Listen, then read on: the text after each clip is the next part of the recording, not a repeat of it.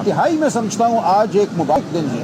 جو لوگ یہ سمجھتے تھے کہ فریب اور دھاندلی کی بنیاد پر وہ ایک پارلیمان قائم کر لیں گے اور پھر اس پارلیمان کے ذریعے وہ آئین کا حلیہ بگاڑیں گے، آج ان کو شکست ہوئی ہے. اور ہم سمجھتے ہیں کہ بالآخر اس ملک میں آئین اور قانون کی ہی فتح ہوگی، عوام کی فتح ہوگی. عوام نے جو مینڈیٹ ہمیں دیا ہے وہ سامنے آئے گا، اور اس ملک میں قانون سازی عوام کے مینڈیٹ سے ہوگی. ایسا نہیں ہوگا کہ ایک مقصد حاصل کرنے کے لیے، دھاندلی کو دوام بخشنے کے لیے آپ قانون سازی کریں، آپ آئین سازی کریں.